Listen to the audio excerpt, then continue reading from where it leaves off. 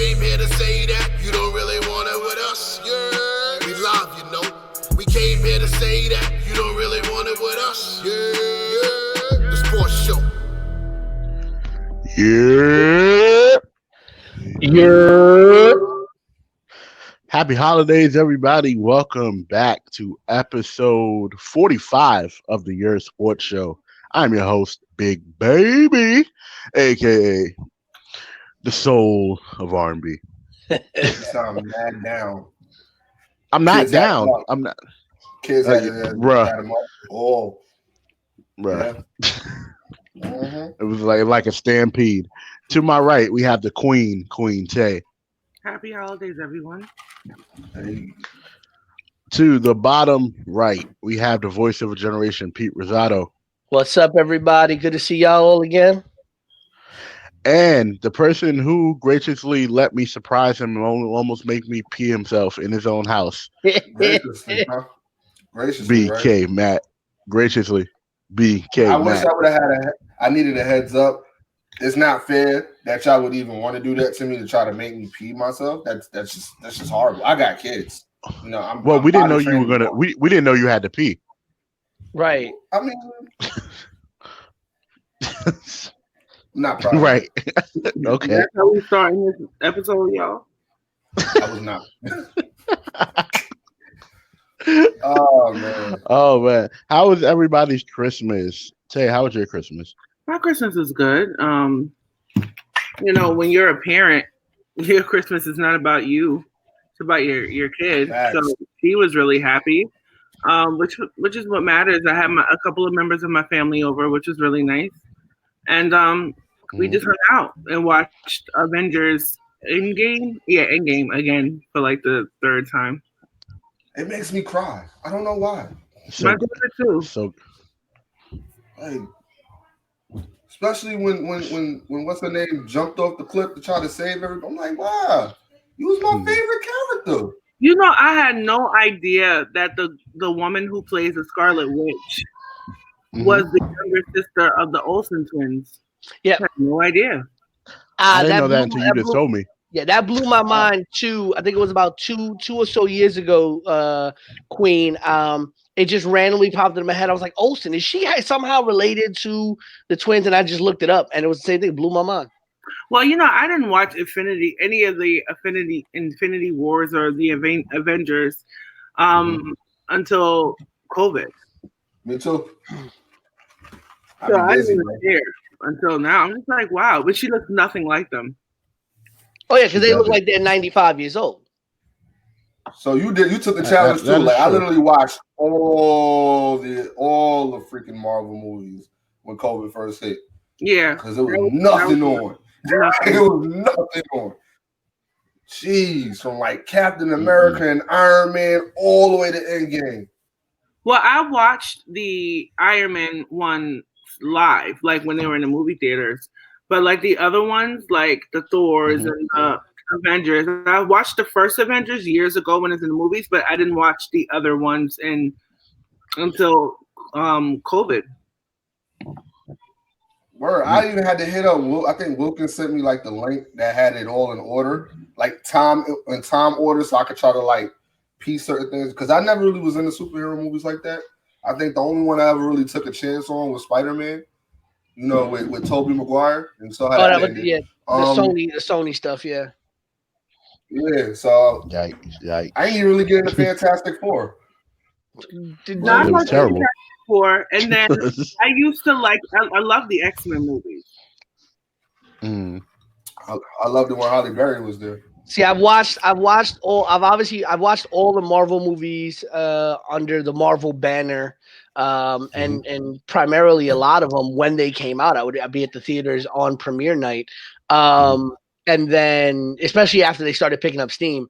And then with the older movies, I've watched them all mostly because I'm a big superhero guy, but I was not a fan of the way that Fox handled the X-Men either the first time or the second time.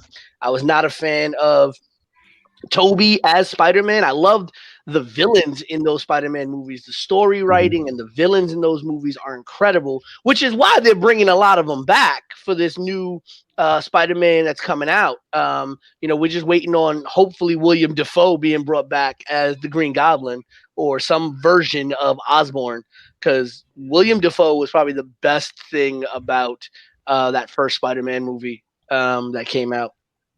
But yeah, how do y'all grade these movies? Like, I hate him as Spider-Man. It's weird because you get.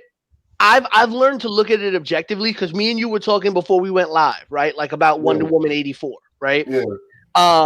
And like the way that I grade it, like I try to grade it objectively as a movie in and of itself, like as a self-encapsulated picture. How good is it?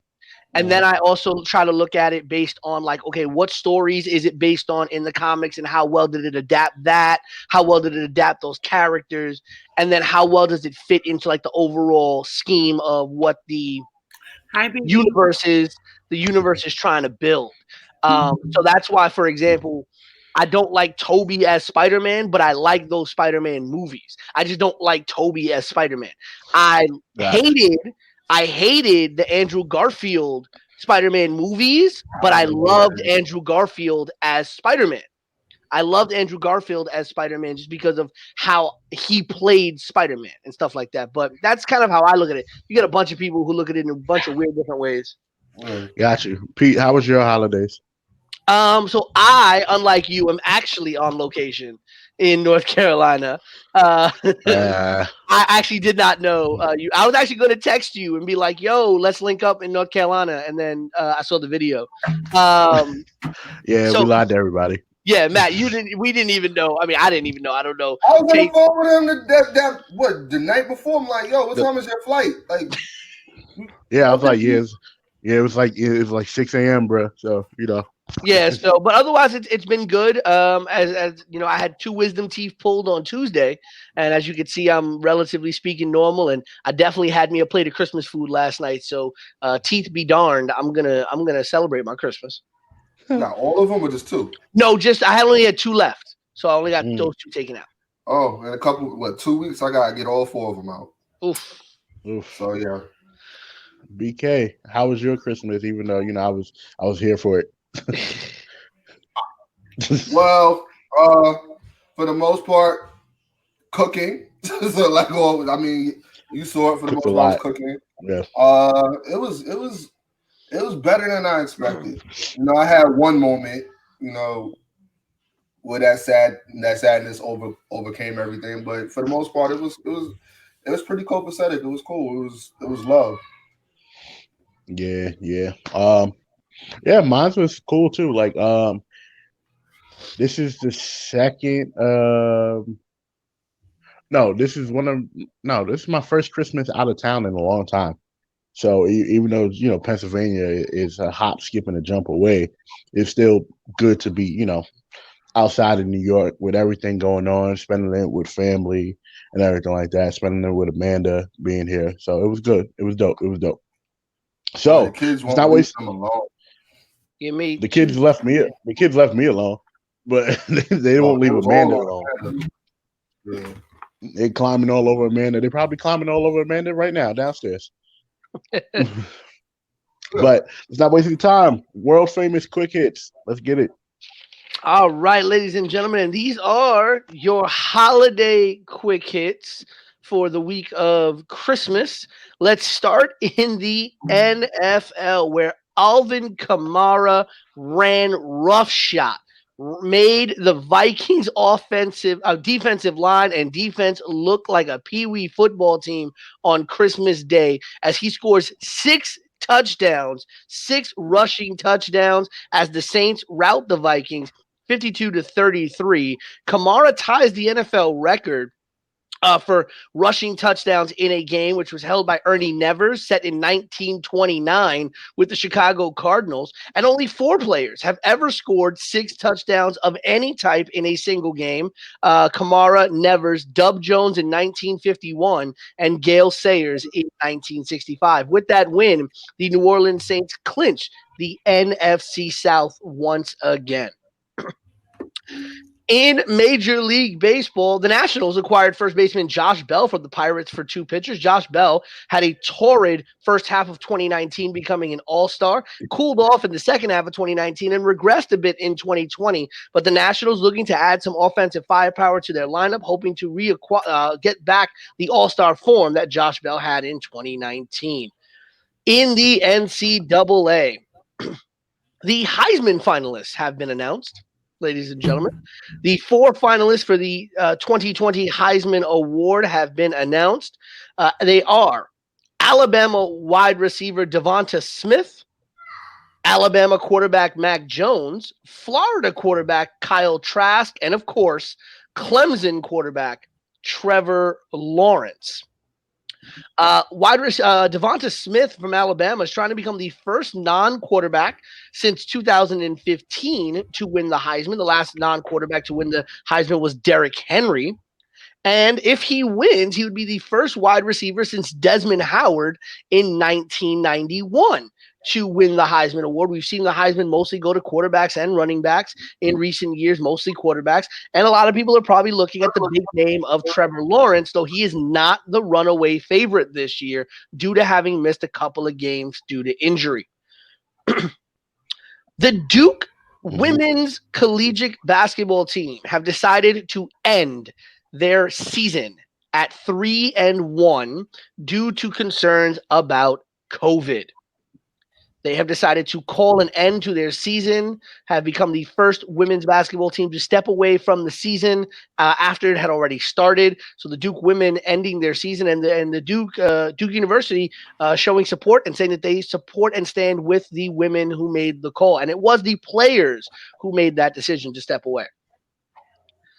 Some sad news out of the NCAA this week, unfortunately. Utah freshman running back and Pac-12 offensive freshman of the year, Ty Jordan, was found dead last night after police responded to a call about a single shot fired.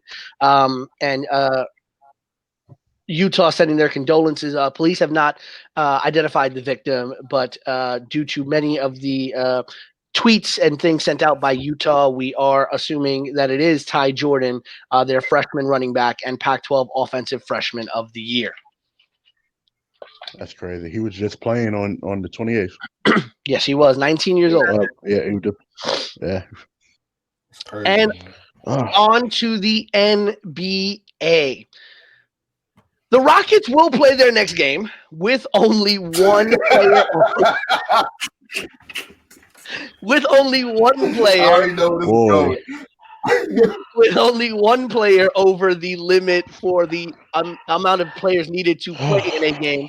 But 4 Rockets must quarantine until Wednesday of next week. DeMarcus Cousins, John Wall, we're really not going to talk about this. Eric Gordon, and Mason Jones all must quarantine until Wednesday. Ladies and gentlemen, this was all due to a haircut that was had in the hotel room by hosted by Kenyon Martin Jr., who had tested positive for COVID-19. And all of these players, including James Harden, were in close proximity to positive COVID players, and all due to tracing and COVID-19 protocols had to quarantine. Harden is eligible to play after having passed 4 straight COVID tests. Great job. Name 2 of the Rockets that are name the 2 Rockets. Go ahead. What do you mean the 2 Rockets? The 2 Rockets that are not eligible to play because they have contracted COVID. One is Kenyon Martin Jr. I forget who the other one is. No, they weren't. The 2 you're talking about weren't allowed to play the last game. They're good to play for this game. He's talking about Boogie and Wall. He's talking about Boogie and John Wall, but Boogie, they were Wall, Eric Gordon, and Mason Jones all have to quarantine until next Wednesday. Right. That's funny. Let him go. Just let him go. That's all you need to do. Let him go. The Lakers, who do have their entire team, the Lakers are already talking extension with new point guard Dennis Schroeder. Turned down an extension after the initial trade, but is open to an extension and staying long-term in LA. Speaking about the Los Angeles Lakers, after the Christmas Day game this year, LeBron has now moved into second place on the Christmas scoring list. He has scored 383 points in 15 games, and he trails only Kobe Bryant, who scored 395 points in 16 Christmas Day games.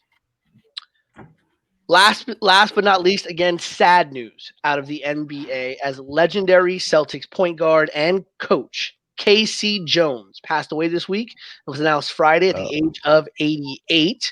Many people, especially younger fans, may remember K.C. Jones as the head coach of the 1980s Celtics dynasty team, where he won 3 titles, 1 as an assistant and 2 as a head coach. Actually, 3 weeks after he became the head coach, the Celtics traded for Dennis Johnson and then went on a run of finals appearances. But he also played in the NBA for 9 seasons, in where he won 8 titles in 9 seasons. Tied for actually third most in the NBA behind only 2 other Celtics teammates, Sam Jones and Bill Russell. Teammate Bob Cousy, who he took over for as the point guard, actually at once said, "I just didn't see how a man who shot as poorly as KC does could stay in the NBA." He never really had any gaudy stat lines, only averaged 7.4 points per game in his career, only played 9 seasons, retired at the age of 34, but is considered a legendary figure in Celtics lore, as well as a Hall of Famer and a retired number in the Celtics building. Legendary Celtics point guard and coach K.C. Jones passed away this week at 88 years old. That is the second Celtic from that time period that we've lost this year. So really looking back at those Celtics dynasties and just how great they were and the type of players they brought into the league. But that is, ladies and gentlemen, your quick hits for the week of Christmas 2020.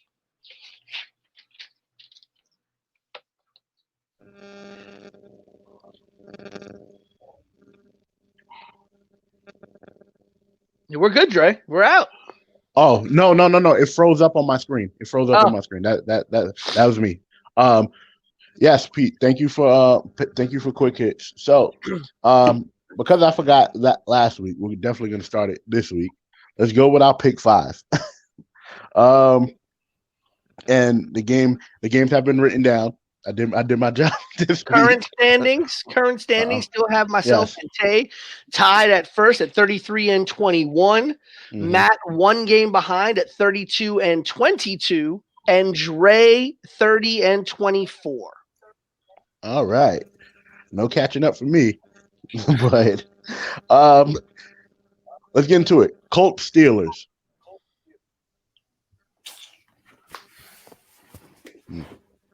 The Steelers. I'm pissed that the Steelers ain't really good. You said the Steelers what? Like, they're looking kind of whack. I mean, yeah, they're looking doo-doo. Doo-doo's an understatement. It made no sense to go undefeated for that long, and then now it's like they're giving away games. Yeah. I'm going with the Colts.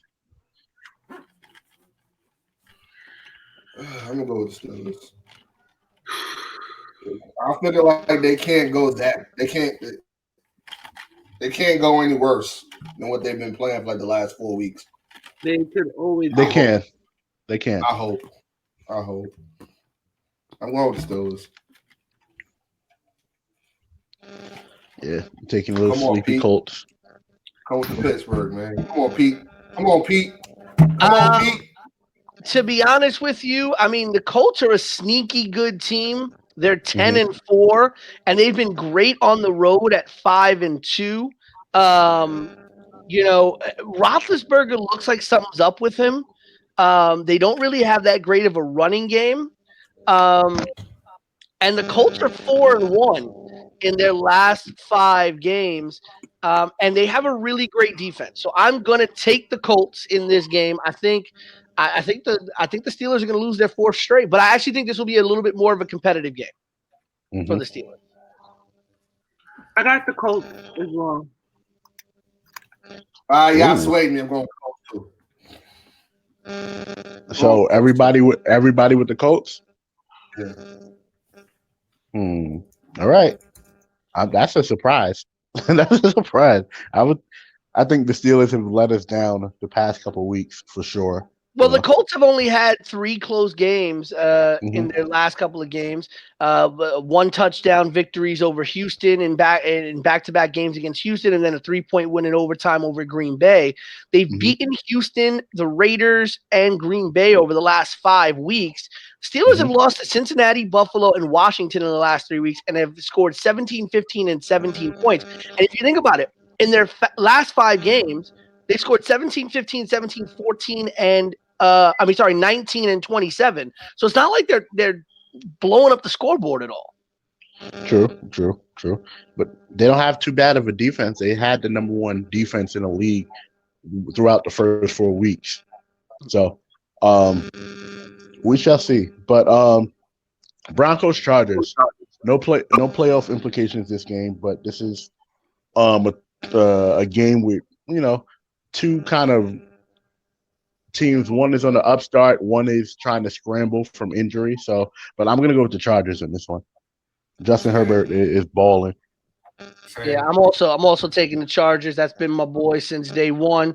I'm glad he finally got his win, and I don't think the Broncos are really going anywhere. Yeah, Ali, they have to have the same record. Yeah, it's a team of 2 teams, but I'm gonna definitely go with the Chargers. Okay. Also, side note, Dre, on our last game, if Pittsburgh loses this week, and Cleveland wins, Cleveland runs the division. Right, and then they play each other on week 17, and that could win the division. They could win the division right there, which is crazy. Which is crazy. The Browns in the conversation to win the division. Right, and that's going to go into our topic later on in terms of playoff and seeding and stuff. So, Eagles Cowboys NFC East matchup. I guess playoff implications are here for both teams, if I'm not mistaken. So, but Jalen Hurts looking good, so I'm going to go with the Eagles. So, Same. yes, okay. I have no faith in them boys. I'm sorry. Didn't they win last week? I think they did. Yeah, didn't they beat San Francisco? They put up 41 points. Cowboys have actually won their last 2 games. Okay, let's be very honest. The Cowboys are 3-2 in their last 5 games. They put up 41 points on San Francisco, who has a really good defense. They put up 41 points on San Francisco, 30 points on Cincinnati. Okay, the same Cincinnati team who beat the Steelers, by the way, right? And they put up 31 points on Minnesota in a 3-point victory. They lost to Washington and they lost to Baltimore, right? That's the only 2 teams they've lost to in the last 5 games. The Eagles are actually only 1-5. They only beat New Orleans in Jalen Hurts' first game, and that was only by 3 points. They lost to Cleveland, Seattle, Green Bay, and Arizona. And again, and this is what I'm getting at, right? I said this when it happened. Andy Dalton may not be the greatest quarterback in the world, but Andy Dalton, there is no substitute in the NFL for experience, and Andy Dalton is showing that right now as the quarterback. I'm still taking the Eagles, but I just want to say, what Matt said. I mean, the Cowboys are actually doing better than I think a lot of people in the NFL thought they would do once Zeke went down. I mean, once Prescott went down. Yeah, it's cute, but no. So, no. Tay, who do you have? I'm gonna go with the Eagles. Okay. I don't think Tay can legally pick the Cowboys as a Giants fan. I don't think so either. But why? It's not like they Washington, leading. You mean Z football? You mean Z football team? Z football team. I'm talking about the division leaders. Because that was all hype the other day. Because the Giants were winning the division. Well, hey, Daniel Jones is coming back this week. That's nice. That's cute. Didn't y'all win a game? Why you gotta mess it up for? Yeah. They won a game. Really? Y'all won a game. I'm happy for y'all. Now I'm you and the Jaguars can fight for that pick. Yeah, one job. One job. So charming. Did you hear what Mekhi Becton Amazing, said? right? No, did you hear what Mekhi Becton said? Mekhi Becton went on the radio and he said that if you ain't happy that we won that game, if you were looking for us to lose that game, then you're not really a fan. I can't curse, so I'm not even going to dignify that with a response. Sorry, I can't. Hilarious. Okay. Game 4, Rams, Seahawks. Playoff implications for both these teams. Hard. I'm going to go. It's hard for me to go against Russell Wilson. The Rams loss was stupid last week. So I'm going to go with the Seahawks because I think the Rams are still a little shaken up that they lost to a team that was supposed to go 0-16.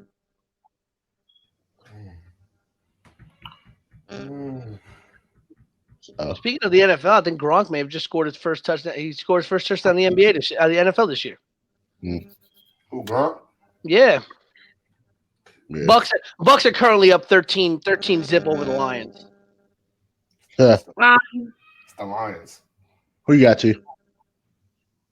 I'm going to Seahawks. I'm checking some of the stuff on this game real quick here. Oh, they're at home. Seahawks are 6-1 at home. You see how we're just picking off the strengths in our hearts, and Peter over on the computer. I got this. But honestly, y'all been selling me on Russell Wilson for like the last 4 or 5 weeks. So it's like I'm looking for boy to do like something. This is playoff numbers right now. They're a game behind each other, if I'm not mistaken. So I mean, this is going to clinch your fate in my eyes. So True. You better do something. You better make up for something because I kind of lost faith in him when he did the 4 interceptions in one game. I lost faith in him after that. But you know, Aaron Rodgers. Well, you know what's funny? My boy is balling. The Rams and the Seahawks. The Rams and the Seahawks have both lost. The Rams and the Seahawks have both lost to a New York team this year. The Seahawks lost to the Giants, and the Rams lost to the Jets. Um, Well, one New York team is better than the other, though. So let's. This is very true. The Giants are better than the Jets. I will give them that. Why y'all always gotta really? We gotta bring up stuff that's not even necessary to speak about. It is relevant. It's necessary and it's relevant. So yes, it's relevant to the conversation. It's relevant to the conversation. I'm gonna take below 500. It's not nothing to be talking about. And y'all below 500. So that I'm gonna take the Seahawks as well. I honestly think this could be a major toss-up game. I could see the Rams winning it because that defense can do some damage. But I think Russ. This is where we start to see playoff Russ. We start to see those glimpses come up. Amen. Tay, are you taking the Seahawks or the Rams? Taking the Seahawks. Okay. So we are across the board on all 4 games right now. Titans Packers for the last one. You already know where I'm going. You know where I'm going. I'm gonna go with the Titans on this one. I'm gonna go. I don't trust y'all secondary. Even though Ryan Tannehill doesn't have to throw. Ryan Tannehill doesn't have to throw for 400 yards, but he'll throw for a couple touchdowns and let Derrick Henry do the rest, and that's it. Y'all run defense is not good either. Y'all get by. Y'all better keep the same energy when A-Rod gets this W. Y'all better keep the same energy. I'm still gonna keep the same energy because he's not gonna make it. My A-Rod. That's what we calling Aaron Rodgers now. I would call him MVP, but it hasn't been confirmed yet. That's what I'm saying. He's not going to get it over. He's not going to get it over football. Steph Curry, relax. He's not getting that over. Yeah, he's not getting over Mahomes. Let's exactly. give Tannehill some credit though. The boy has thrown 31 touchdowns to 5 interceptions this year, and almost 3,500 yards. I mean, Tannehill. A lot of people wrote that boy off. Both teams are 4-1 in their last 5. Packers have beaten Carolina, Detroit, Philly, Chicago, lost to Indy in overtime.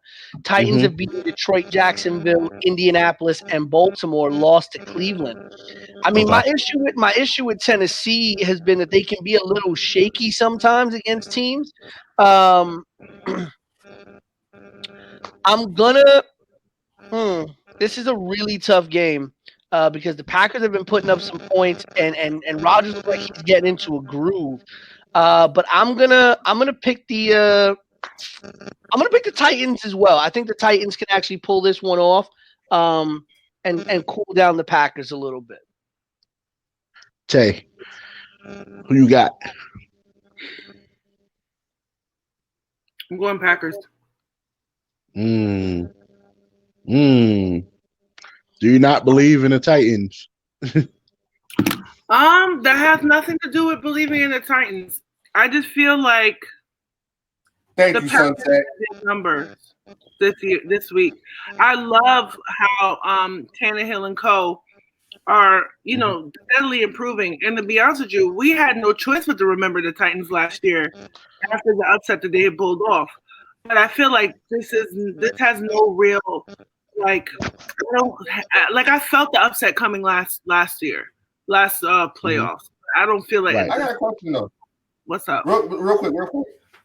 I didn't necessarily think the Patriots were that good last year. So why do we really consider it an upset? Well, because because when the Patriots, when you have Brady and Belichick on the same page, right? You feel like when it comes to playoff time, that they're turned up another notch, even if they played kind of above average, almost mediocre during the season. Which Matt, you and I both said that very early last year in the podcast. But I feel that no one thought that the Titans had a snowball's chance of winning at all. I just thought that defense was. I thought the defense was pretty good.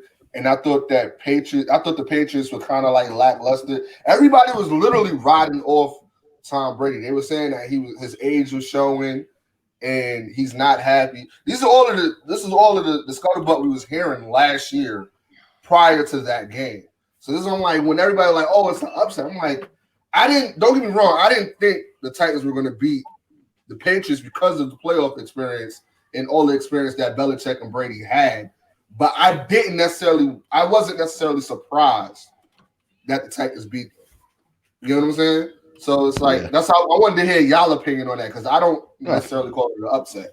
No, I get what you're saying. And you know what? I'm actually gonna change. I think I'm gonna go with the Packers. I forgot that this game, the Packers are fighting for the number 1 seed. And I know that Rodgers really wants it. You know what? I'm gonna stick with my gut. I'm gonna go with the Titans, even though I'm leaning Packers, but I'm gonna stick with my gut. I'm gonna stick with the Titans. Copy. And shout out to Tay. Wrong, but. Shout out to Tay for the quick plug of episode 1 of Remember the Titans. That was episode 1. So, and just for everybody to know, on the 30th is our 1-year anniversary. So, shout outs to us for 1 year of awesomeness. 1 year of Yerrr. But let's get into the meat of things. The NFL. The playoffs are coming up. And we just talked about division leaders. So here are the division leaders for the AFC and who will be in the title picture. Right now we have Kansas City with the first round bye. If the playoffs was to start today, Miami would face Buffalo. Indy would face Pittsburgh. Cleveland would face Tennessee.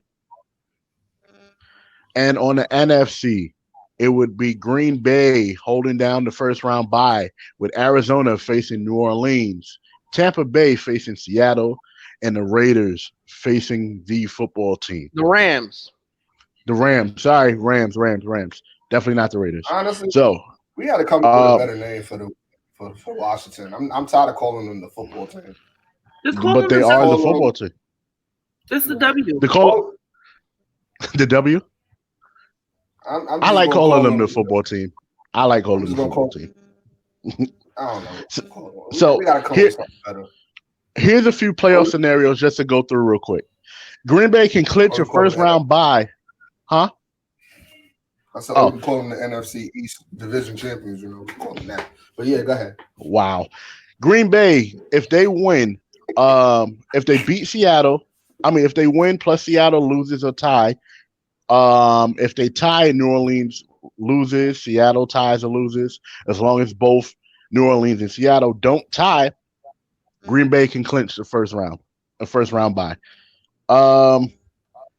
And home field advantage through the playoffs. And home field advantage, yes. New Orleans can clinch the NFC South Division title with a win. If they win, if Tampa Bay loses, or if they tie, or if Tampa Bay ties. Seattle can clinch the NFC West Division if they just win. Washington can clinch the NFC East Division with them winning and the Giants losing or tying. If they win, if they tie, if the Giants lose, if Philly and Dallas tie, which is crazy, right? Who would have thought? The Los Angeles Rams can clinch a playoff berth if they win or tie. If Chicago loses or tie, if Arizona wins or ties. Tampa Bay can clinch a playoff berth if Tampa Bay wins, if Chicago loses. Arizona can clinch a playoff berth with Arizona winning or Chicago losing, or Arizona tying and Chicago losing. It's a lot of different ways. This is why I like the meat of things in football towards the end of the year, because anything can happen. Any given Sunday. Any given Sunday. We spoke about this 2 weeks back. But I'm going to ask you, Tay, out of the AFC, right? No, I did I read the NFC first? I gave you all the AFC first. Yes, but I gave you the NFC. What's the name? You gave us the Okay. NFC teams last. Yes, I gave you the NFC teams last with their playoff scenarios. So, with that being said, the NFC playoff scenarios, who do you see sneaking into a Super Bowl run, like out of the teams that's currently in it? Who could I see sneaking into the playoffs? Not the playoffs, the Super Bowl? Yes. That's a good question. Mm-hmm. And these are the teams. I definitely can see Seattle. Mm-hmm. Even though their defense is not as tip top as I'd like, I could definitely see this. I could see Green Bay making a deep run. Potentially. But I feel like they'll run into trouble against. Let me pull that up again. You know what? Let me tell you something. Let me take that back. I don't see Green Bay beating New Orleans, but I could definitely see Tampa Bay making a deeper run. Do you think Tampa Bay would surprise? Let me tell you something. Mm-hmm. They're playing a lot better over these past few weeks. Do I see them as Super Bowl contenders? No. But do I see now what people have been talking about before, Brady even touched the ground there? Yes. I see that if they can kind of keep this core together and kind of develop that chemistry, I feel like next season they're going to be a problem. I feel like they needed this season to kind of figure out their identity. You know what I'm saying? And even still in figuring out their identity, they're still a potentially scary team because of the experience between the people who are on that team. But do I see it being their year? No. Do I wish that it could be more of a, me personally, my sentimental favorite would be the Seahawks. I feel like they were a team that made it to the dance a few times and kind of got crapped out of luck the last time they made it to the dance. I don't see the Packers having what it takes to kind of make it to the Super Bowl and win. But I do see the Saints, however, being that foil for them. I think the Saints are a better team than the Packers. They are, 100%. Yeah. Matt. 100%. Matt, Out of these teams, who do you see? Honestly, I 100% agree with. I don't see Green Bay going too far. It's just a matter of Aaron Rodgers got a lot to prove with the fact that they picked up a quarterback and pretty much basically giving him the silver lining of letting him know, like, yeah, you're out the door. So you got to do to this guy what Brett Favre did for you. So my sentimental favor would be for Green Bay to pick it up and do that. But I feel like New Orleans have been cheated. So that, and they've always been a really good team. So maybe with the circumstances of the NFC, it would work in their favor. But then you got to also play to the back of your head that Tom Brady has all the riches in the world in that on that side of that, the conference. And I think the term that everybody's been using is an embarrassment of riches. And it's not like he doesn't have his partner in crime. He has Gronk there who shows up big in the playoffs. Sure does. So it's like, how do you go against Tom Brady and Gronk? But then again, Drew Brees is still Drew Brees. And he has help. So my pick would be to sneak in. I would say New Orleans. Definitely. So quick question before I get to Pete then. You mentioned the Packers, and I just need a quick yes or no answer. If by chance the Packers do make a run for the Super Bowl, not necessarily saying that they win, Right. but if they make that run to the Super Bowl, do you think Jordan Love sits on the bench a little bit longer? Or do you think the transition starts next year?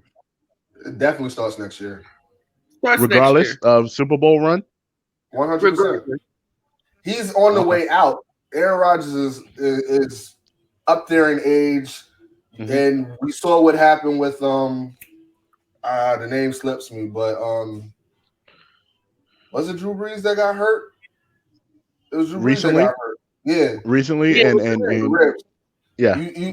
You start to you put that in perspective and you start thinking like maybe this is all he needs to end his career. Like I know me and Tavia, we argue a lot when it comes to the Aaron Rodgers, Russell Wilson's, and not really Patrick Mahomes because we know who Patrick Mahomes is. But we like Tavia brought up a very good argument where a lot of people are just riding on his name. Granted, he performs, but the expectation of his performance he keeps up with. Maybe all he's missing is that Super Bowl. You know what I'm saying? And when he gets that, what else do you have to prove? He's already what else does he have to prove? I don't feel like let me be honest too. I don't feel like Aaron has a lot to prove. I don't. I know. I'm talking about to himself. What does he have to prove to let me tell you himself? something. Even though I don't see him in the Packers uniform for much longer, he still has value that he can bring to another team. That's a fact. I don't feel as if this will be his time to retire. I'd be surprised because there are other teams that need that veteran quarterback, that veteran above average quarterback, great quarterback that can kind of take them to the next level. Like I feel like there are teams that can benefit from having Aaron Rodgers as a player coach. And I feel like the way that the Packers did it was kind of disrespectful to him in a way that it shouldn't be the Packers. You get what I'm saying? But I don't feel like he has a lot to prove to himself. And I think that he does deserve, he does, if anything, being the fact that his reputation, to me, precedes his recent prowess. I do feel like to back all that talk and accolades up, he does need another Super Bowl under his belt. So I do get that. Before I don't mean to interrupt you, Pete, but because I know you got to put your take. I don't feel like the Packers deserve a Super Bowl ring. I feel like Aaron Rodgers deserves it because the level of disrespect that franchise has been giving him, I don't feel like he owes them a damn thing. Like he doesn't. They're showing. Yeah, but they did it to Brett Favre too. Let's not get it twisted. They did it to Brett Favre for Aaron Rodgers too. So That's this a is fact. so Right. at the end of the day, Right. so at the end of the day, this is how Aaron got into the fold, kind of, riding off the Brett Favre type of reputation. You get what I'm saying? Like the same thing with him and Love. So you kind of got to understand that this is how the cookie crumbles. Agreed. Yeah, no, I totally agree. Pete, your thoughts? Which NFC East, which NFC team, not NFC East, which NFC team, do you think could surprise somebody and make a run for the Super Bowl? You bugging me when you say that. I honestly think the team that surprised. So I think the team that surprises people is not the team that's going to make the run to the Super Bowl, but I think the team that could surprise people in the NFC is the Rams. I think people really underestimate how good their defense can be. And really their weakest link is their offense and Jared Goff. But that defense, and Tay said it a couple episodes ago, and I'm a big believer in that old school football adage that defense wins championships, right? We've seen a Chicago Bears team with and I'm forgetting the name of their quarterback at the time, but they had that really terrible quarterback. Someone please remind me of this man's name. They had that really terrible quarterback. They had a great defense. It went all the way to the Super Bowl. Oh, Rex Grossman. They had Rex Grossman as their starting quarterback and won a Super Bowl. Let's not forget that, right? We still talk about the Ravens Super Bowl, okay, and say that was a defense won Super Bowl. So the Rams have a really good – Aaron Donald and them boys are very dangerous. Now, of course, if everything stays the way that it is, Green Bay gets to bye, and it's, Seattle versus the Rams. That can be very tough. I can see the Rams stealing that game, right? Heck, I can see the Rams winning this week, even though I picked the Seahawks. I can see the Rams winning this week, right? I can see the Rams having exactly what it takes to beat Seattle. And remember, if Seattle loses, they drop to 10-5. The Rams go to 10-5, and this could be a race for the division for the Rams and Seattle. So the Rams could jump from 5th to 3rd in the division, right? The Arizona Cardinals are 8-6. They could sneak up a little bit. They could get a couple more wins and sneak up, right? The Bucs only have 9 wins. The Rams have 9 wins, right? So the Rams in the NFC to me are the team that surprises. The teams that can make a Super Bowl run. I think the most dangerous teams in the NFC are the Packers, the Saints, and the Buccaneers. Right? The Packers and the Saints, we know what their teams are, but the Bucs, I hate to say this. As much as I am not a New England fan, as much as I hate Tom Brady, you cannot bet against Tom Brady in the playoffs at most times. No. It is, even with the upset that they have that happened last year at the hands of the Tennessee Titans, if you told me bet on the Patriots, you told me to bet on Tom Brady, I'm betting on Tom Brady. The man is almost an unlosable bet in the playoffs most times. You're going to win on that bet. Just to speak on the Aaron Rodgers stuff really quickly, the guy's only 37 years old. In today's NFL, we can see quarterbacks play into their 40s. I think it'd be really weird to see Aaron Rodgers on another team. And we all know how quarterbacks are, the very diva-ish kind of like, I'm the only one who can play. The gunslingers don't like to go down, right? They just don't like to go down.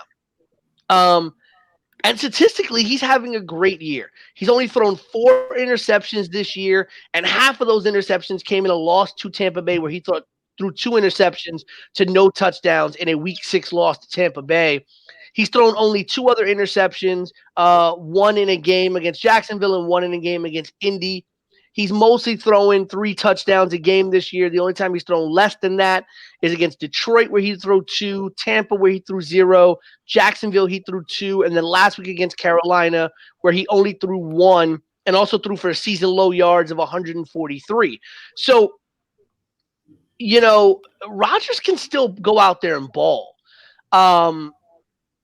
Do you put in Jordan Love for an Aaron Rodgers, considering that Jordan Love isn't what Aaron Rodgers was considered to be when Rodgers was drafted. We all knew he was the next guy, right? Good. Love is the next guy simply because he was drafted, but his collegiate career doesn't exactly scream franchise quarterback. So my question becomes, do you start Jordan Love next year over Aaron Rodgers and move on from Aaron Rodgers for the sake of saying we're going to start Jordan Love?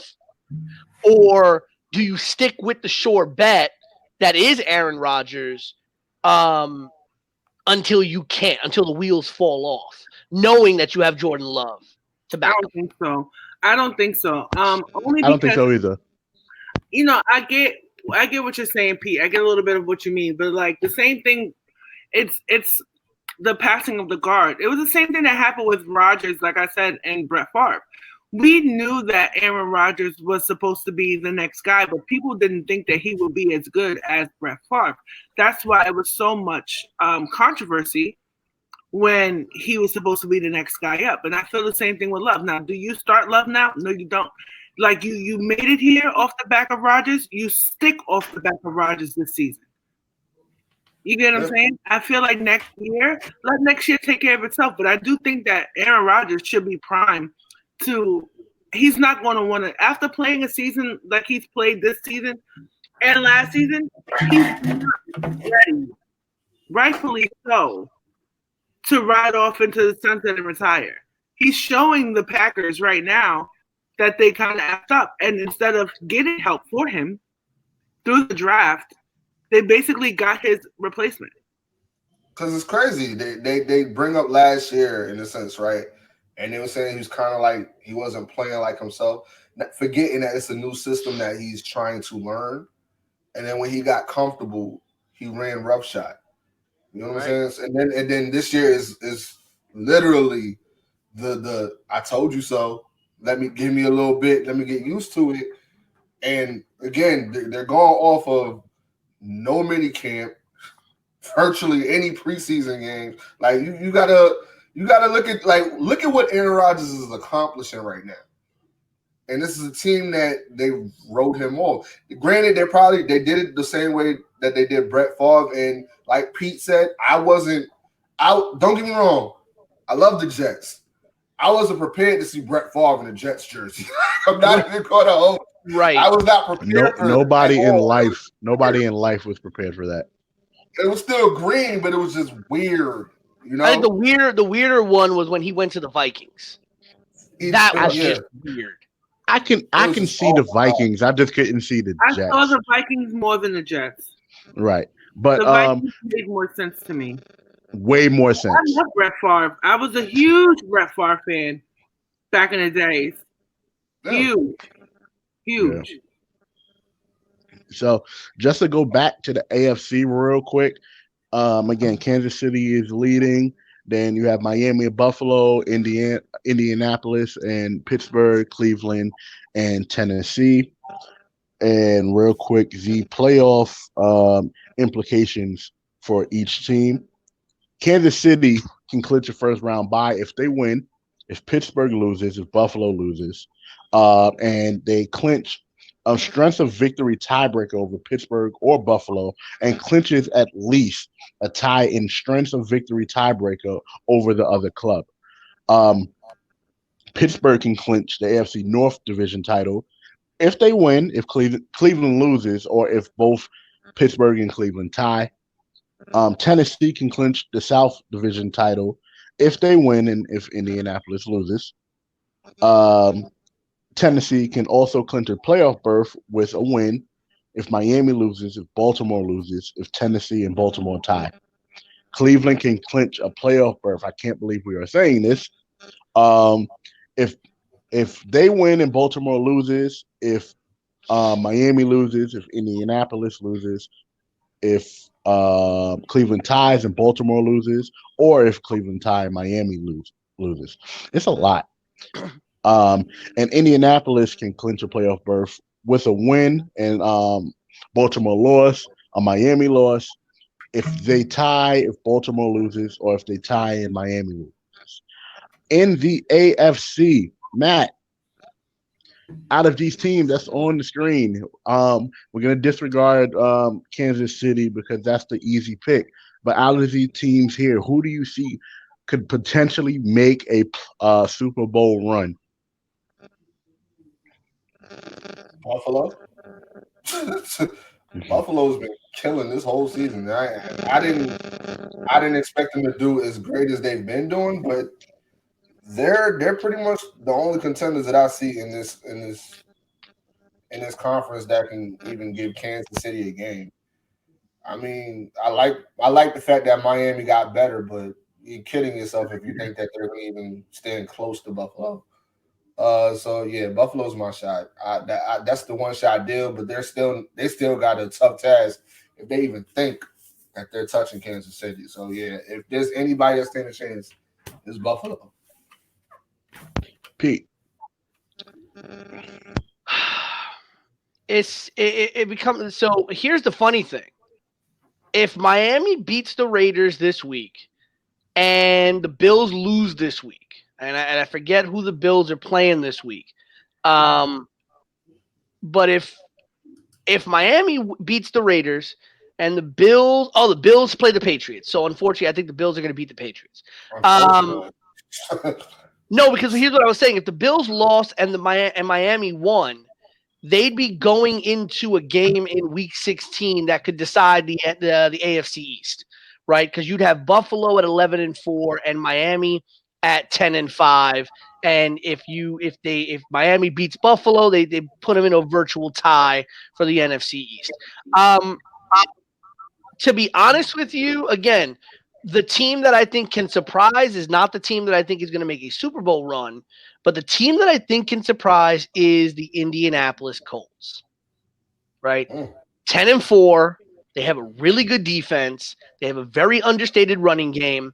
And they got Phillip Rivers, who, let me be honest with you, I think when that boy gets in the playoffs, he going to show off, right? Because Phillip Rivers is a guy who, from all of his years in San Diego, just never really got a playoff run. And I think that, he's a very, very good quarterback. And he's been, people forget he's in the league because he's playing for Indianapolis this year. I really like what Indianapolis. Yeah, I love what Indianapolis can do. They're 6-4 in the conference, 3-2 in their own division. So, and if it stays the way that it stays, they're playing who? They're playing Pittsburgh in the first round, right? They're playing Pittsburgh in the first round if things stay the way that they're staying. And aren't they playing Pittsburgh this week? I believe so. They're playing Pittsburgh this week. So, that could change. You could see the Colts jump to 11-4, and the Colts could really challenge in the South, because it's the problem with the AFC is that the divisions are so stacked. You got Tennessee fighting Indy. They're essentially tied for the top of the division. You got Cleveland and Pittsburgh fighting it out, and the Ravens are still kind of sneakily in there at 9-5, right? If the Ravens win out, they go 11-5.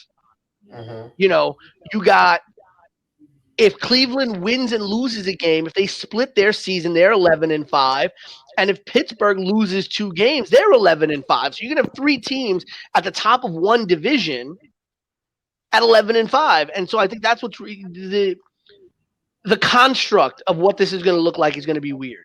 I think Indy can make the biggest noise in terms of making a playoff run, but in terms of surprises, Indy, and be honest with you,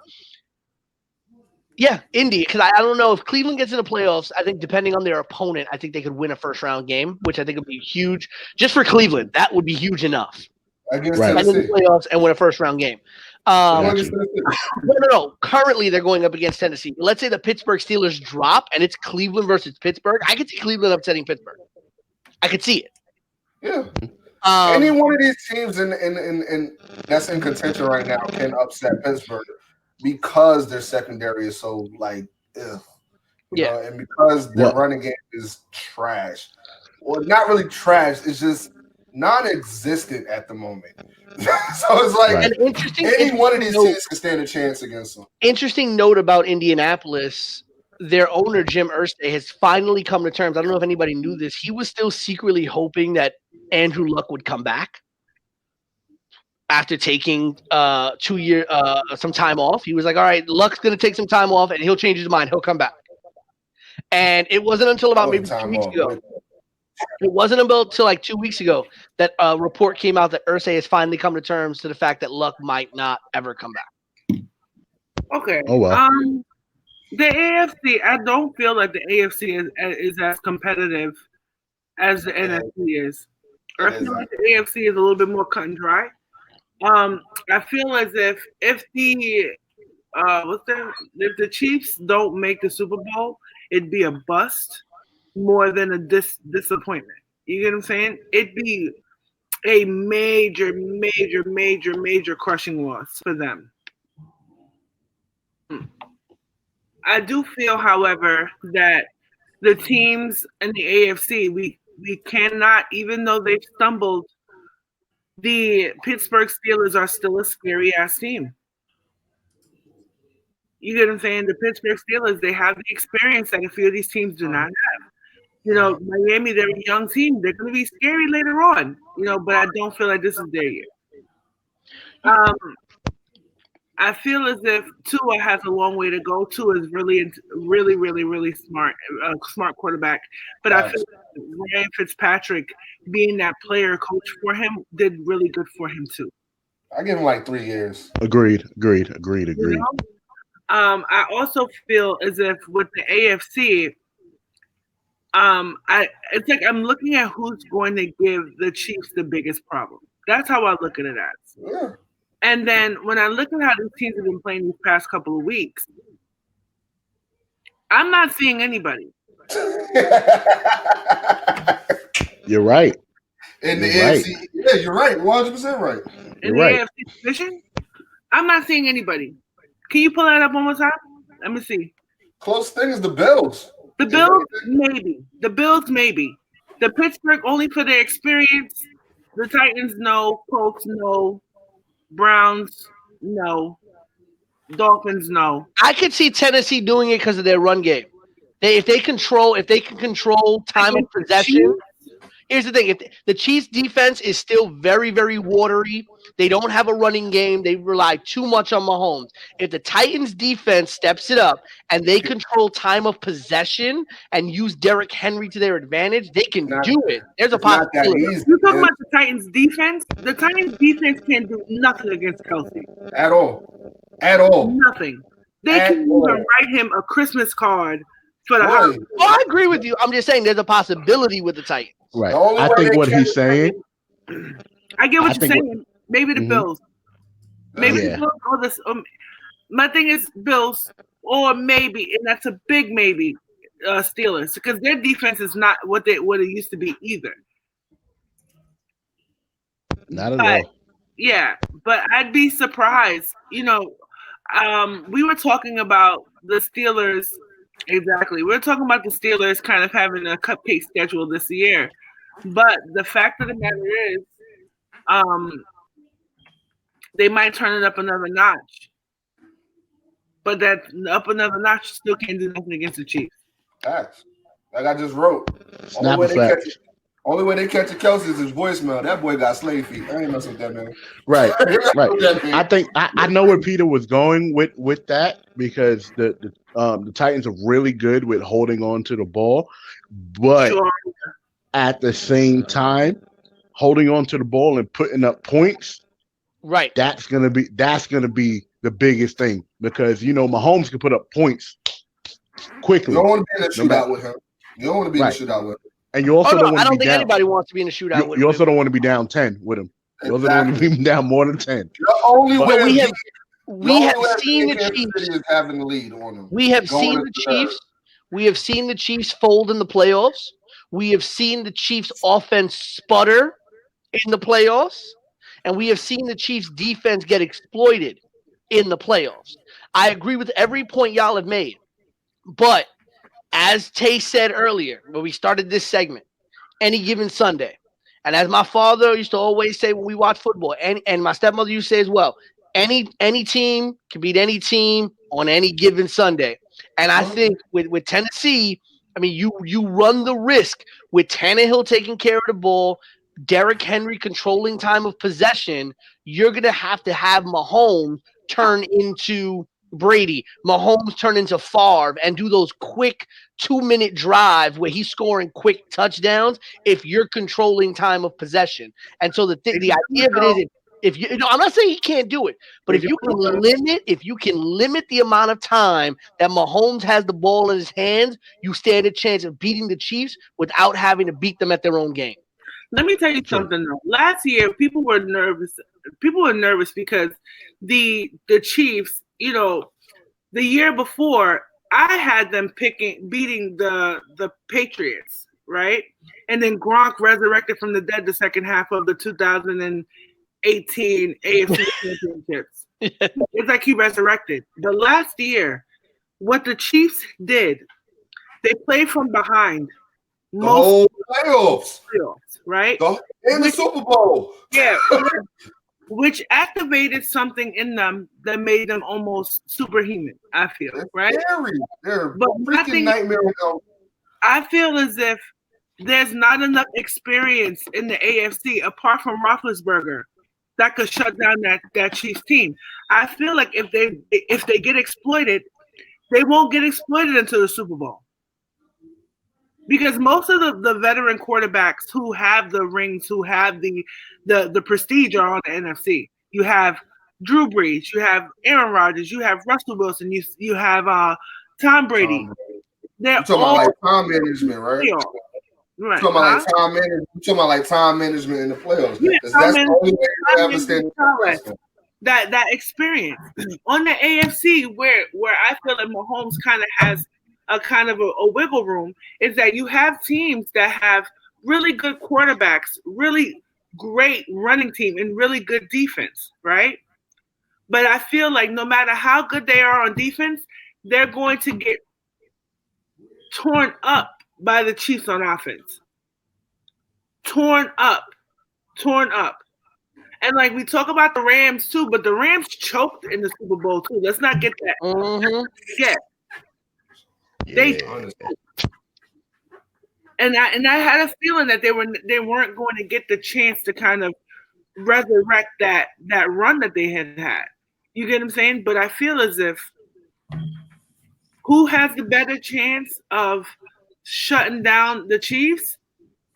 It's hard for me to say the Titans, because Derrick Henry, he looks scary sometimes, but it means nothing if they can't counteract it on defense. Yeah, I think that's the big thing, is that terminology, Queen, right? Like, I don't think anybody shuts down the Chiefs, and that's why I said I don't think you can beat them at their own game. You know, you got to find a way to have them play a different game. Yeah, and just to put a bow on it, you also got to remember the Chiefs do have a solid running game as well. Not just they're really good on the ground, but I don't think a lot of people see that, because most of the time they see Mahomes slinging the ball most of the time. But don't let that rookie running back get loose. That's a clean 100-something yards for. And they got Le'Veon Bell too. Nobody care about Le'Veon Bell no more. Look, don't be trying to play him, bro. No more. They're not going to care about him until they can't hold him. Exactly. They haven't had to say something.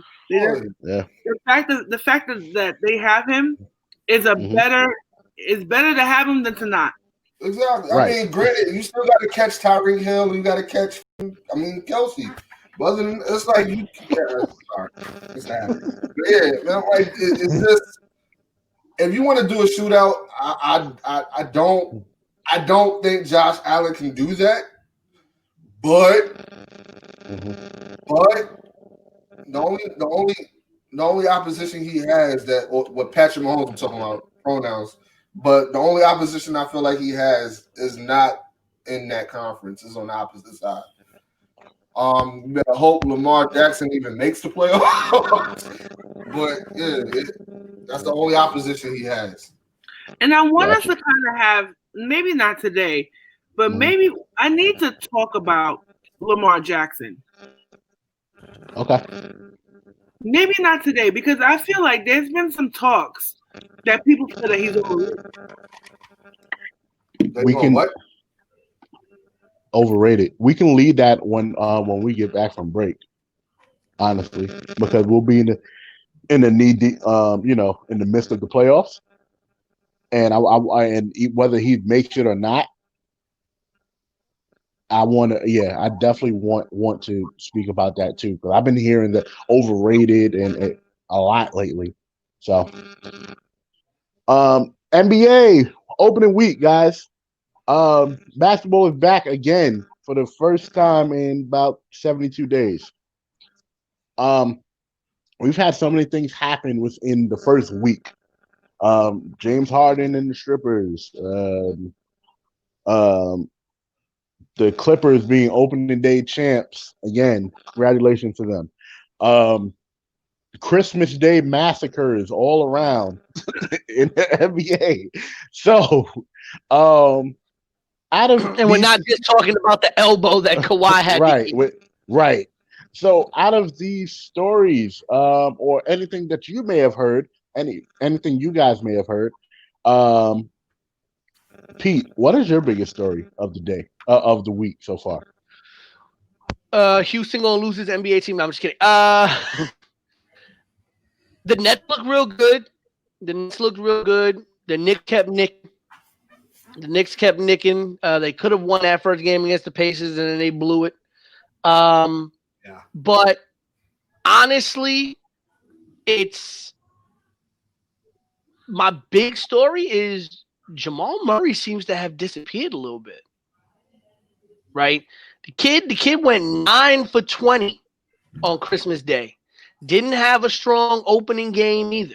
And I saw the same thing out of Dame. If you saw Dame in game one, Dame was really absent in game one, right? And so it's going to be really interesting to see how a lot of these big volume players, right, big volume shot takers really adapt to this quick start of the season. You got guys like LeBron, who we talk about his age and how he's going to adapt. But the one thing that LeBron has that a lot of them don't have is the understanding and the experience of how to condition yourself and plan for the marathon of the season. These guys that are going 100 miles an hour and were doing so in the playoffs, especially the Denvers and the Portlands, who, got eliminated later. It's going to be interesting to see how they recover coming into the beginning of this season. It's been very interesting, so I want to keep an eye on that. But very interesting to see how well the Nets have done. The Lakers have looked really good. I spoke in quick hits about the fact that they're already looking to lock Dennis Schroeder up to an extension.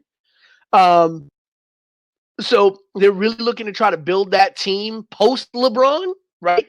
AD, Schroeder, Kuzma got 3-year extension. So I think they're really trying to start to build the team after LeBron, with the pieces that LeBron brings to LA. So there's a lot of burgeoning storylines. Jokic has almost had 2 triple-doubles in 2 games, by the way. Missed one last night by 1 rebound. One last thing I want to bring up. Serge Ibaka looking like a brand new man on that Clippers team. Has been getting a bulk of the minutes at power forward and center for that Clipper team, looking really good, putting double-digit points for first 2 games. So it's going to be really interesting to see how they play that moving forward. I still don't think, I still don't think they have the team in terms of the bench and everything to really pull them. Because I look at what the Lakers have been doing, man. Montrezl Harrell looks like a monster over there. Schroeder's looking like it's Harrell, Schroeder, and hopefully Kuzma. I think they're looking at those 3 guys, and even Gasol to some extent, to take a lot of that weight off of AD and LeBron so that they can be the monster they need to be in short spurts and really keep them healthy through the season. I really am scared to see how the Lakers really, when they really start to get their motor running, how they're going to look. Queen, biggest story of the week. For me, I have 2 quick things. 3 really quick things to say. Number 1, it felt good to see Gasol back in effect. right? He can't run with these new NBA bigs at all. But it's still, for, I guess, sentimental sake, it's good to see Gasol out there. Number two, and this is a really big one for me. Steve Kerr is an overrated coach. Ooh.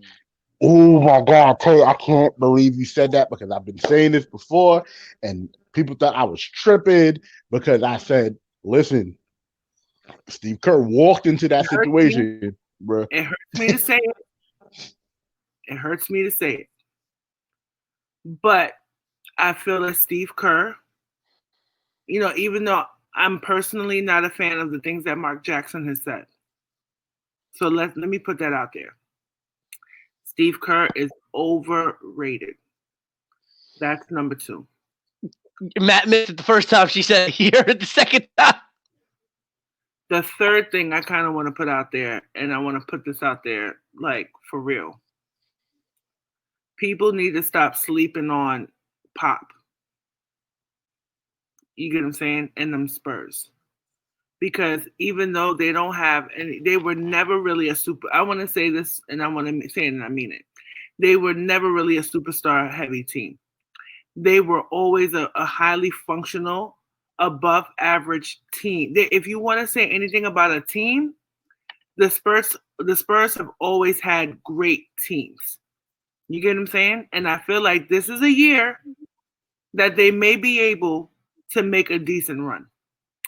Everything else that we've talked about the superstar games and all stuff like that, at the core of it, basketball is still a team game, and you can't have it all without a decent team. I didn't see, and we talk about Dame not looking good and the center third. I think he's gonna shake off them cobwebs. I think he's gonna be all right. I still want to say that the Milwaukee Bucks is a trash team. I'm sorry. I want to say that too. So, in watching some of these NBA games, because I don't really, as everybody knows who watches this show, I am a traumatized Knicks fan. So it's been really utterly difficult for me to watch the NBA. So when I watch these games, no matter how Matt may feel about how I have this affinity for LeBron James, I've spent more than half his career not being able to stand him. But watching it from a very objective view without having any personal favorites, I only wanted the Lakers to win because, God forbid, Kobe and Gianna's untimely death. That's the only reason why I ever wanted them to win this year. Had nothing to do with LeBron being there. But from what I've seen, we need to stop putting stock into the teams that the NBA is forcing us to put stock in. The Nets look good, don't get me wrong. But like I always say about KD, he's a prolific scorer, but he doesn't have the body to be a whole player to me. That man has legs like hockey pucks. What is he doing? But anyway, that's my TED Talk.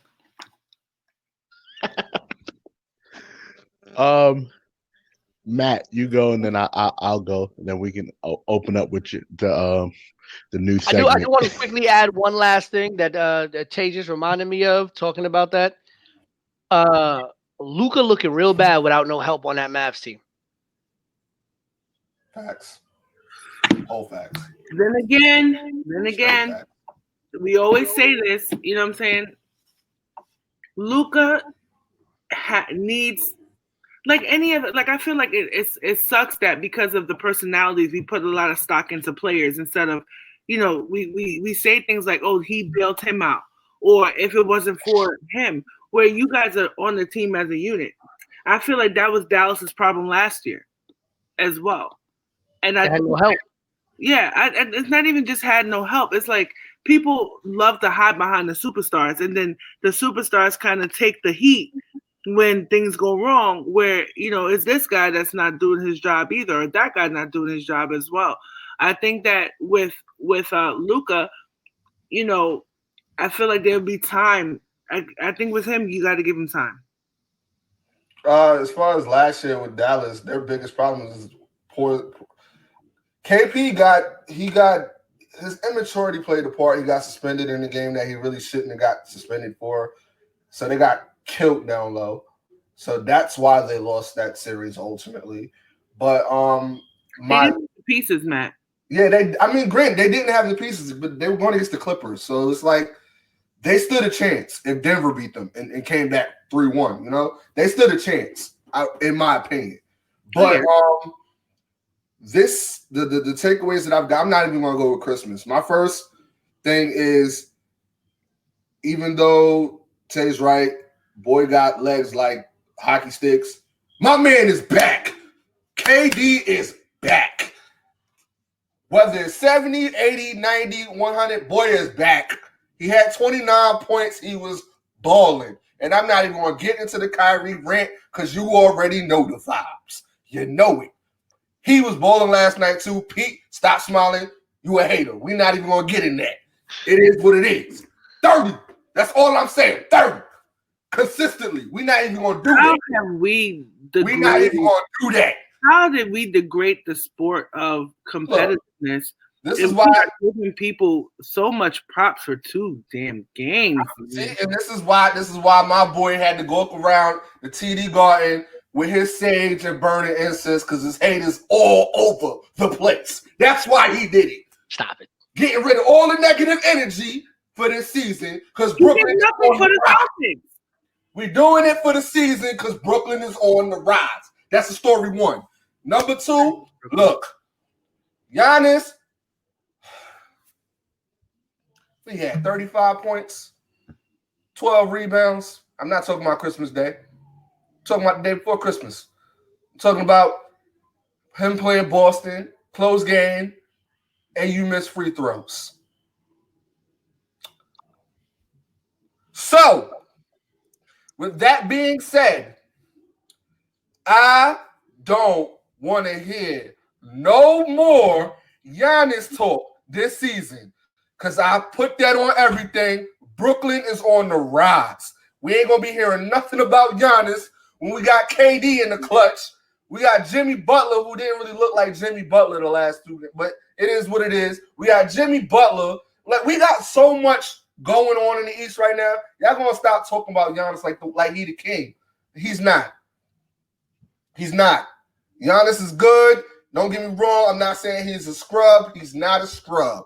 But to say that man is the second coming of LeBron, and I'm going to quote Stephen A. Smith, is blasphemous. Stop. I don't want to hear it no more.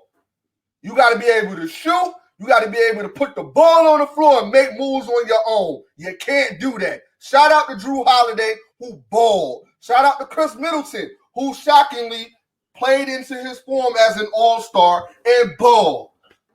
Y'all gonna stop this Giannis talk like Giannis is LeBron James. He's not even the best power forward in the league. Anthony Davis has that. Stop. We're not doing that no more. We're not gonna do this. We're going into 2021 with the realization that Giannis ain't as great as y'all make him out to be. Shout out to him for getting his bag and being a loyalist and staying with Milwaukee. I commend you for that. Get that money, boy. Get your money. But you ain't nowhere close to LeBron. If Milwaukee wins the East this year, it will be a shock. It would have to have been injuries played into it somehow. Because I what's interesting, Matt, you want to talk about Christmas? He only shot 4 for 14 against the Warriors. Thank you for bringing up the Warriors. That's story number 3. They bums. It's bad. It's oh my God, it's bad. Oh Lord, this Jesus couldn't even save this. It's just oh my God. I'm not even gonna get into that argument with Tay about Steve Kerr. I have no argument. Because I remember when y'all came down my throat when I said Mark Jackson is the reason why they won the championship in the first place. Yeah, I didn't want to hear that, but you know, they didn't hear all that. We just gonna move on, Dre. I mean, they have it. My argument was never about Kerr. I know, and that was a different. You know what the issue podcast. is? We said that. What the issue with the Warriors is? Everyone thought that Kelly Oubre Jr. was going to replace You replace Thompson, at least to some degree, and Oubre has been a bust in the first 2 games. I mean, again, we're only talking 2 games, but he shot 1 for 10 against the Bucks and went 0 for 5 from three-point land, had 3 points in game, 5 rebounds. So he's been really a negative asset to the Warriors. And outside of that, their second option is Andrew Wiggins. Their best player on the court, besides Steph Curry so far in the first 2 games, has been rookie James Wiseman. Yeah. That has been their best player in 2 games. I mean, listen, we know how good the Warriors can be. We know what Curry can be.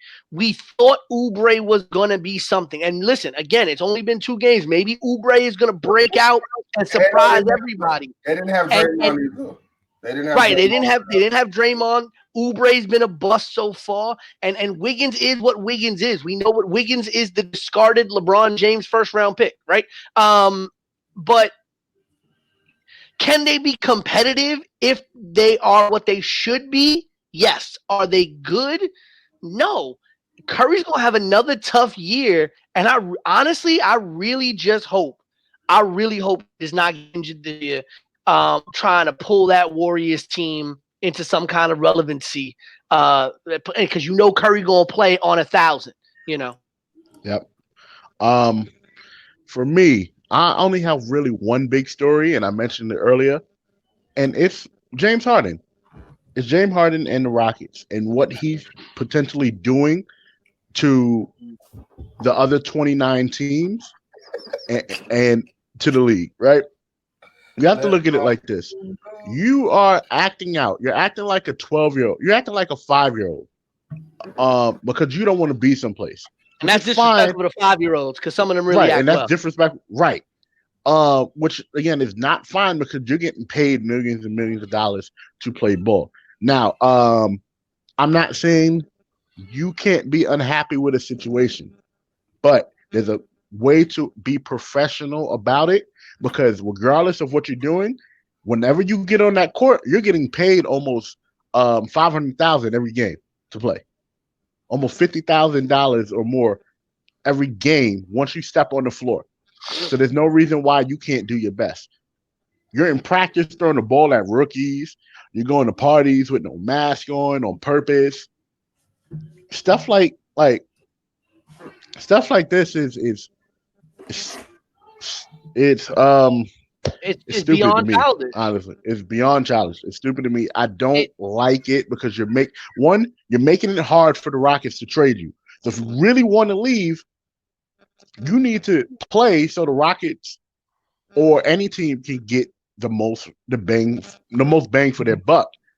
If you go someplace or if you want to be traded someplace and the team is looking at you like, oh no, he's acting a little crazy for a little bit. I don't think I want him.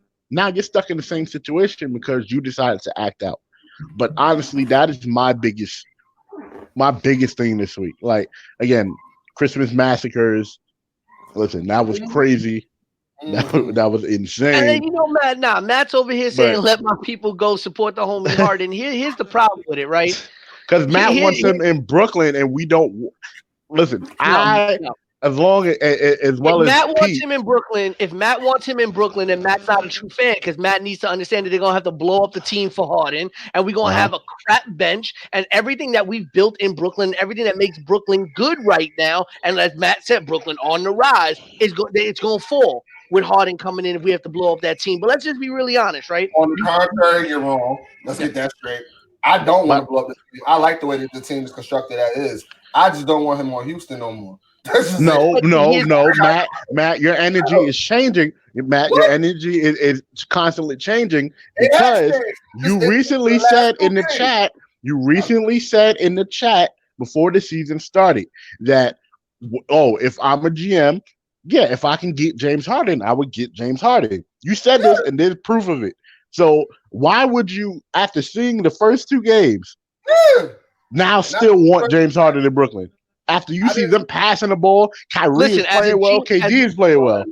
You want to let me talk? As a general manager, I was finishing my point. I can tell you my point. Go ahead. No, hold on, Pete. Hold on. Go ahead. I said what I said, and if you're a GM, if Harden is on the market, you You show interest in that. That's James Harden. Wait, average over 30 points per game. And the running for MVP for like the last 4 or 5 years. I don't want him. I get it. Okay, and I get it. But I also agree with y'all. I don't want to blow up the whole team to do that, especially with the way that they're playing. But you don't do your due diligence if you don't show interest to see what is in play for that. That's all I'm saying. Do I want Harden, the ball player? Do I want Harden, the stats? Do I want those things from James Harden? Yes, I do. And as a general manager, I'd love a player of that caliber on my team. Do I want James Harden, the headache? Do I want James Harden, what we're seeing out of him as a person on my team? No, because he's going to ruin the chemistry of my team. He's going to ruin the chemistry on court. He's going to ruin it off the court. He's going to get in the minds of young players. Listen, I have not been a fan of the way the NBA has gone, where it's gone very player-driven, where players think that they are now the be-all, end-all, right? And they run the teams, right? If you want to be traded out of Houston, you don't want to be there, fine. I respect that, right? And Houston has gone out and said, okay, as a business, as an organization who has to survive after James Harden leaves, here is the packages that we want for James Harden. Now, if you don't like it at James Harden because they're not getting rid of you, if you don't like it because they're not just getting a bag of peanuts for you, just get me out of here. I don't care. Because here's the thing. If they send him, and I make this joke, if they send him to Vancouver for a bag of basketballs, he'd be bitching and complaining in Vancouver. Yeah. Okay, about the fact that, I'm in Vancouver. I don't want to be in Vancouver. Blah, blah, blah. Right? So we have to do our job as a team and get what we can get for you. Right? Now you're trying to torpedo that. And here's the problem. Unfortunately, Houston still needs to win. Houston still wants to win basketball games, so they have to play James Harden. Because I'll be darn sure if I was the general manager, the owner, or the coach of that team, I would turn around and say, stay home. We don't want you here. Stay home till we find somebody to trade you to. That's what they should have did. Be away. They should have did, but then they're sitting there like, oh, we not doing nothing. We got them for 2-3 years. We ain't doing nothing. You better send the boat. Because they wanted to try to salvage the relationship. Okay, we traded Russell Westbrook, Harden. We want to build around you. They told him we want to build around you. We want you to be the guy. What do you want? What can we do for you to make you happy? Because I'll be very honest with you. If they could have traded Harden and kept Russ, considering what Harden has been doing, they wouldn't have traded Russell Westbrook. Russell Westbrook didn't want to be there. Let's agree. No, Russell Westbrook, it wasn't that he did not want to be there. He wanted a different role. James Harden is ball dominant, so is Russell Westbrook. I've heard 3 stories about that Russell Westbrook thing. I've heard it was something to do with the management. He didn't want to deal with the management. Then it was something with Silas. He didn't like the way that the format of how they were going to play was going to fit his game. And then 2, it was he didn't want to play with James Harden. So I've heard more than one account on why he wanted out. And James Harden was kind of saying the same thing. He didn't want to be there because of the management. Well, the management thing, I know James Harden for sure and Russell Westbrook for sure. But in terms of the coaching and the playing style, Russell Westbrook is the one who got Steven Silas hired. I heard Steven Silas said this himself. What I heard. That's what I'm telling you. That's what I've heard. Yes, but I don't think it has anything to do with I think it had to do with Russ didn't want to play again with another A1 player like Harden, who's essentially they both want the ball. Russ wanted to be the guy. And again, I think if Houston could go back in time right now and repick between trading Harden or Russ, they'd have traded Harden and kept Russ right now. Let me be honest with you guys. Though, when we say things like, "Oh, he wants to be the guy there," right? If these guys want to be the guy at these teams, then they go to the team with the worst record. They don't go to the team that already has something in play. So I don't feel like when people say, oh, he wants to be the guy, you know what I'm saying? Like he's willing to sacrifice those 1 or 2 years in rebuilding, you know what I'm saying? Being the guy for a team that absolutely positively sucks. You get what I'm saying? Like we always say, this is one thing I didn't want to say about Kyrie either. People felt that he wanted to go to Boston to be the guy. You get what I'm saying? I don't believe so. I think these teams, they want to go to teams who they feel like they have a great chance of winning a championship or at least being a contender. You get what I'm saying? Like the way that Russ and Harden played together, you get what I'm saying? Under the D'Antoni style of coaching, wasn't going to take them anywhere but where they were. And that's period. I don't feel like it was an issue on them playing with each other and this, that, and the third, because they played with each other in the past. You get what I'm saying? But at the end of the day, I do not feel that Harden will be a good fit for the Brooklyn Nets. I don't see it. Now, I do agree with Matt, however, that when you have a player the caliber of Harden, you have to do your due diligence. But if there was anything about Russ wanting to be the man or Harden wanting to be the man, go to those teams that nobody talk about and show that, you know, I'm really here to be the man. Period. I think if Russ really was content on trying to be the man, he wouldn't have left Oklahoma City in the first place. No. He wouldn't have left Oklahoma City in the first place. Traded him, didn't it?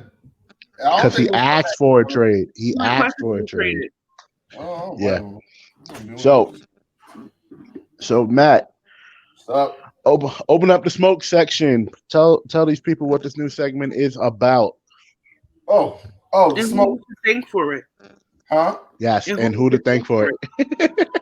I would like to thank my older sister, Queen Tavia, a.k.a. the MNF of Smoke, the leader of the smoke when it comes to this show. But yeah, the smoke session is basically 2 ups, 2 downs of the week. 2 ups are basically positives. 2 downs is you are getting all the smoke, the cloud, the rain, the thunder, all of it. You're catching it. So should I start? Please start. The floor is yours.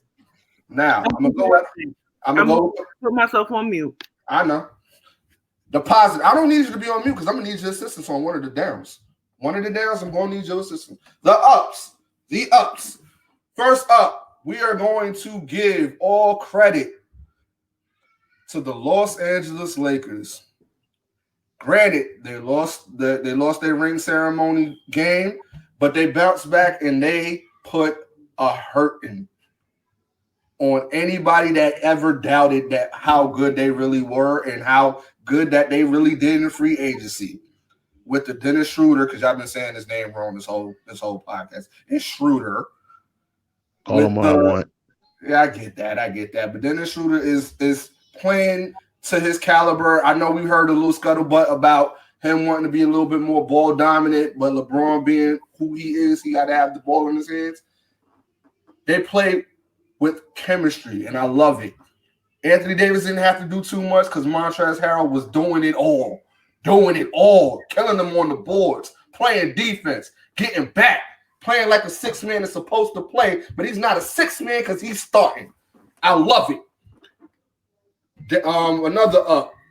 I didn't want to add them, but Pete brought it up earlier with the Serge Ibaka thing.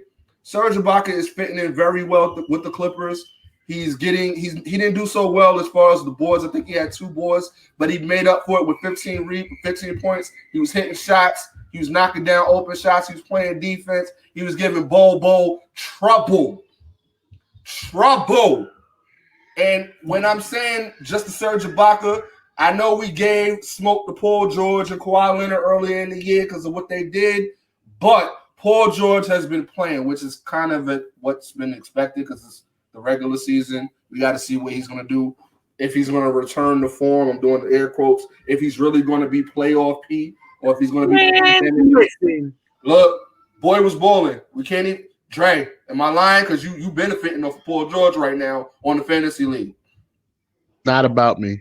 But I'm just saying, you benefiting off of him, right?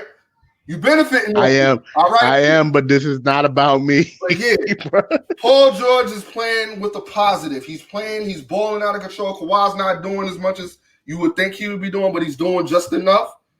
So those are my two positive. Los Angeles Lakers is playing like they're supposed to, and LeBron James don't even have to do much because he's really not having to do much. He hasn't been doing much. It's been Anthony Davis. It's been Schroeder. It's been Montrezl Harrell. Kuzma's been doing all right. Caldwell Pope is doing big things for your boy. I'm hyped. Mark Gasol, he's but he has that veteran leadership on defense, and I'm loving what I'm seeing for the Los Angeles Lakers, and they're in great route to repeat. The Clippers is doing all right, but we'll let that story progress when we get to the playoffs. But my negatives, you brought it up earlier, Jamal Murray. I'm disappointed. You were my favorite this year as far as most improved and bringing Denver more or less to the forefront as contenders to the Los Angeles Lakers, and you're not playing to the potential that we know that you're capable of playing. Yes, the Joker was like I think a rebound short of a triple-double. It's what we expected. Porter was balling. He was doing what he was supposed to. I think he started off the game with 15 points in the first half, but he didn't really do much in the second half. But you expect more out of this Denver Nuggets team. Granted, they ran into the Clippers, and Paul George is balling out of control, but I expected Jamal Murray to ball out of control. 23 points is okay, but it's not enough. We need for you to do what we saw in the bubble, and that's ball. Unapologetically, we need you to ball because we have high hopes for that Denver Nuggets team. Another negative, Giannis missing free throws. Boy, you are too paid, too overhyped, and too revered for some odd reason to be quoted as the next coming, the second coming to LeBron, number 2 best player in the world, which is... And they compared him to Shaq, too. Oh, I'm not even going... Oh, no, we're not even going to do that. I'm not even going to do that. To compare that man to Shaq. I get it. He's built like a center. He's grabbing rebounds. He's playing defense. He's protecting the ball. And granted, he gets 35 points, but it's all in transition.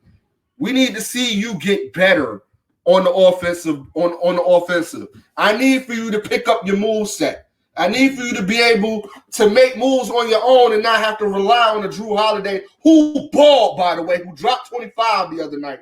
Who balled? I'm gonna need more if I'm going to sit here and even entertain this second coming to LeBron or second best player in the world right now when Anthony Davis is still in this league and Kevin Durant is still in this league. You cannot be missing game-tying free throws, my man. I don't accept it. Y'all came back the next night and y'all blew out that team. Cool, but you lost to Boston, who is an opposition in the Eastern Conference. Those games matter.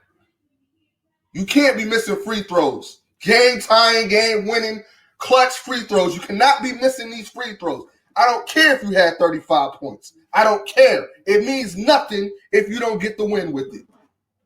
Those are my 2 negatives. Those are my 2 positives. Bringing the smoke. You know it. Quick question for Tay.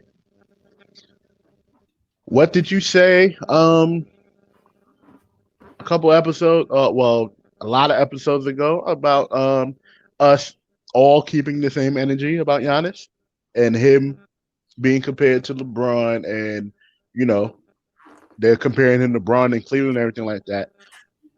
Giannis deserves way more smoke than he's getting, and he's still not getting it. He's still not getting it. He's still not getting it, which is annoying. Right. It's annoying. Because if anybody of that caliber is missing those free throws, he needs that smoke.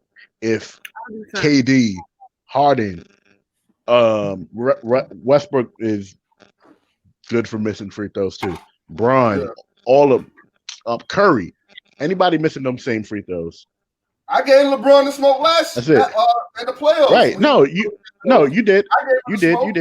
No, you did. I listen. I gave the Lakers the smoke on opening night. I'm like, y'all look terrible, and I'm not going to give them no excuse for nothing. Y'all look terrible, but I blame that on real Anthony quick. Davis. Go ahead. What happened? I blame that loss on Anthony Davis, but go ahead. I'll take that. I'll give you that one. So real quick, before we wrap it up, we have a new Intercontinental Champion, guys. We have a new Intercontinental Champion. It was a beautiful thing. Even though I was loving Sammy I know, Castro, right? We can still have Sam. He loving doesn't everything need the was belt. doing. Like, he doesn't need the championship. He doesn't need the championship At all. I think he But- needed it more than he did, but that's for another time. You know what? That's a good argument to have. That is a good argument to have. Hold on, Roman- real quick. Tay, Pete, I said something to Dre yesterday as we was watching the show, right? I said something more along the lines when Sammy reminds me of like Owen Hart when he was like the Nugget character.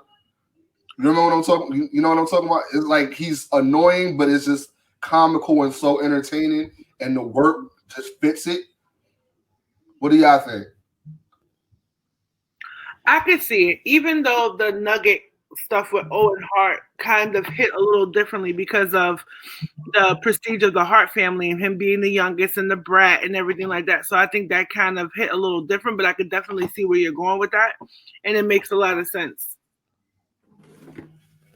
Yeah, I mean, as a wrestler, I mean, first of all, to compare any Canadian wrestler to Owen Hart, they're gonna love you for life.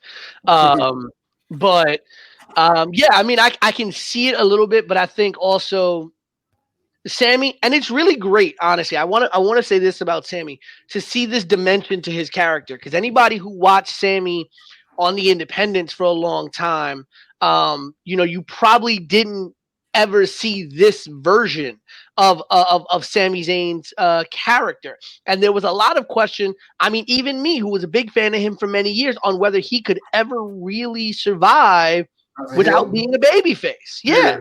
That was Jericho with her face. Well, I don't know who. Those are two different people. I don't know who that is. You gotta chill. Cut it out. Those are just two different people. El Generico, died going to Mexico to help little children at the orphanage. Matt acts like he doesn't know the story. Right? Like, come on. But there was a very long time where I didn't know if he could survive without being a babyface, and I think he's really reinvented himself really well. I did not buy in very early into his heel run. I did not really buy in at all, and now, especially coming back after the pandemic, capturing the Intercontinental Championship and what he's been doing, I'm really loving it. What he's been doing, but I really like Big E getting the push. I do agree with Tay that I think Sammy needed it more than E did, but I can understand why you placed it on E.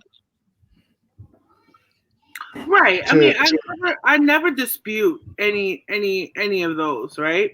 But I feel like there's so many places that E could have gone before the IC championship, and there's not so. And the clear path to the top.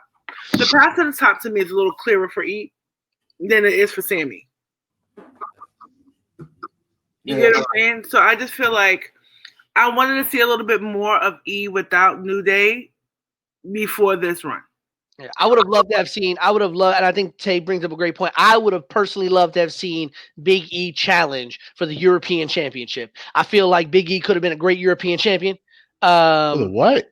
You talking about the what? You talking about the European 24/7, 7-Eleven? That's right. Oh. No, you know what it was? I came across a clip, I think about 2 days ago, of an old show where Triple H and Shawn had to fight for the European Championship, and I was just like, oh man, bring back the good old days of the European Championship and the Intercontinental Championship. Too many belts.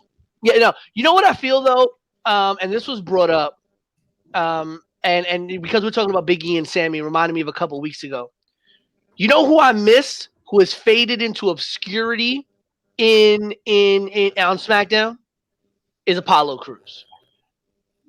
Apollo Crews has, he has once again faded into obscurity. And there's been a lot of, reports out there, obviously, about a bigger name who's on SmackDown that's faded into obscurity.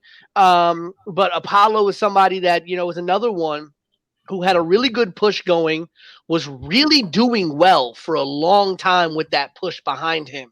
And then just went to SmackDown, and that cord got cut for whatever reason. Dirt sheets say what the dirt sheets say. We believe what we want to believe. But it sucks because I think Apollo has a lot of charisma and a lot that he could give to SmackDown. And I'd love to see people I'd love to see Apollo and Sammy. I'd love to see Apollo and Big E.